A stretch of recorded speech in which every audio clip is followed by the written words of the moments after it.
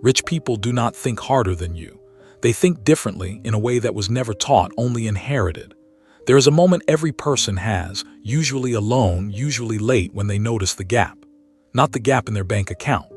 The gap in how naturally some people seem to expect more, ask for more, and receive more without apology, without hesitation, without the quiet flinch that shows up in everyone else.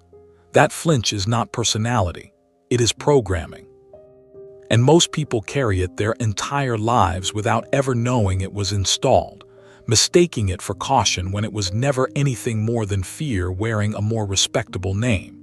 It rarely announces itself. It simply narrows the range of things that feel possible, one small decision at a time, until the narrowing itself starts to feel like personality.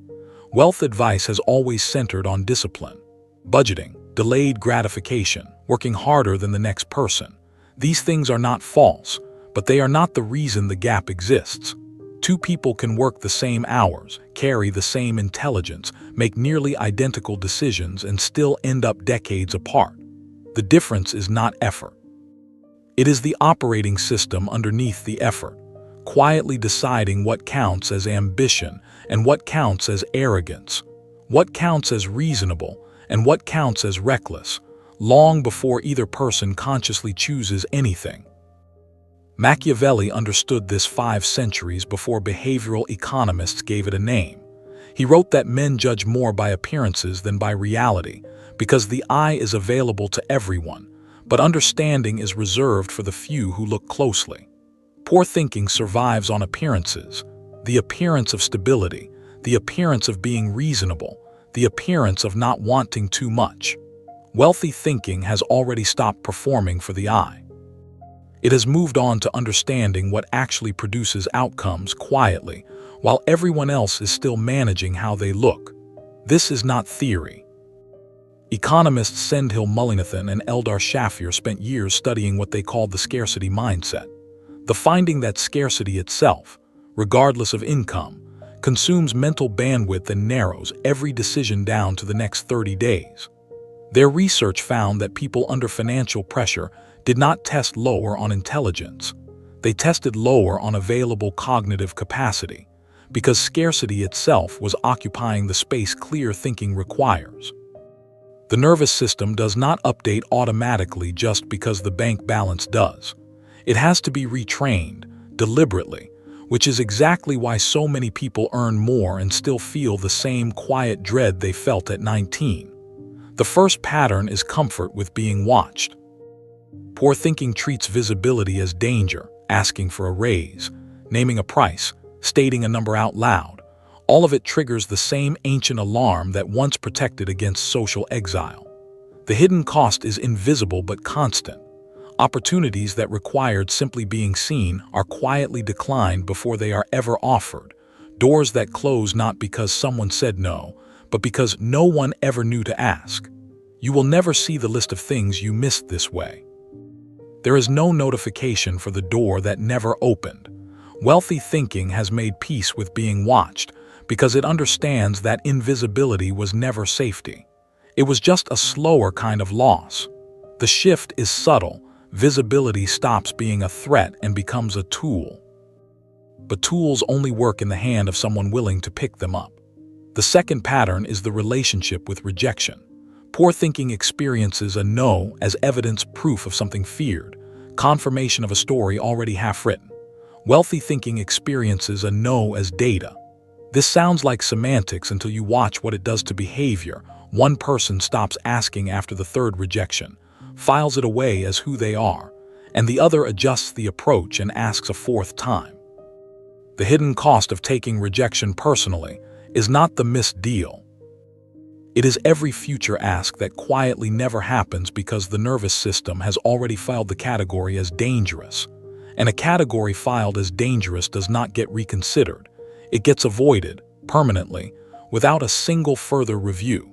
And once a category is filed as dangerous, the mind stops even generating the idea, so the opportunity disappears before it ever becomes a decision.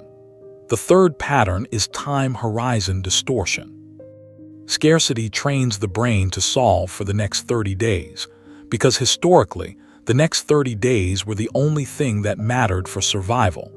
Wealthy thinking operates on a horizon most people have never practiced holding. 5 years, 10 years, a decade of compounding decisions that look unremarkable in isolation. The hidden cost of short-horizon thinking is not one bad decision. It is a lifetime of decisions optimized for a threat that, for many people, has already stopped being real. Now stop and take inventory of something you have likely never said out loud. Somewhere in your history, a version of caution got rewarded once, a risk you didn't take that turned out fine, a chance you skipped that would have failed anyway, and your mind quietly filed that as proof that caution works. It does not. That was survivorship, not strategy, and you built a personality around a single data point. Sit with that for a moment, because the belief you call being careful may simply be the story you told yourself to make the fear feel intelligent.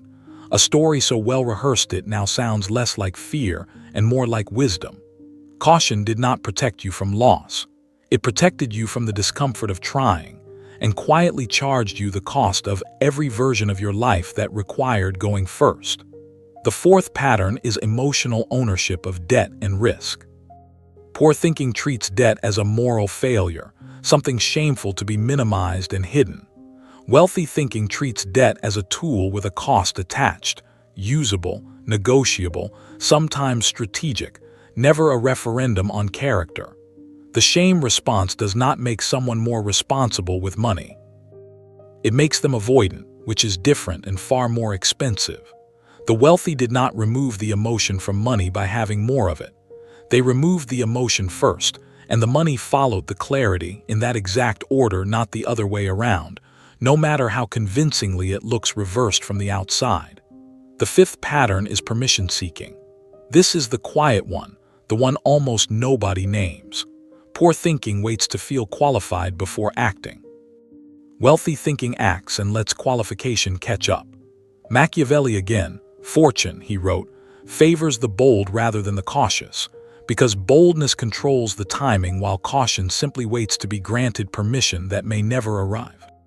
The hidden cost of waiting to feel ready is that readiness is not a feeling anyone experiences before the first attempt. It is a byproduct of having already tried. The sixth pattern is identity anchoring. This is the deepest one, the one underneath all the others.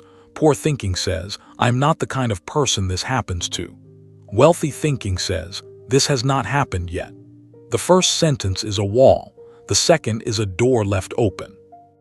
Every pattern before this one is downstream of that single sentence a person repeats to themselves without noticing they are repeating it.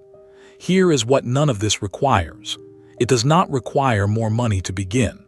It does not require a different childhood, a different city, or a different set of relatives.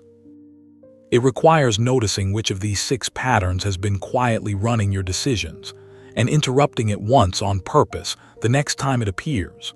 Not permanently, just once. The nervous system updates through repetition, not through revelation, and every interruption is a rep. There is a specific kind of person this channel is built for, someone who has already suspected all of this was true and simply never heard it said with precision. If one of these 6 patterns just named something you have carried without a name for it, you already know which one it was before I finish this sentence. Stay long enough to become the person who noticed early, not the one who understood it years too late. You are not behind. You were simply trained by a different set of rules than the ones that actually determine the outcome.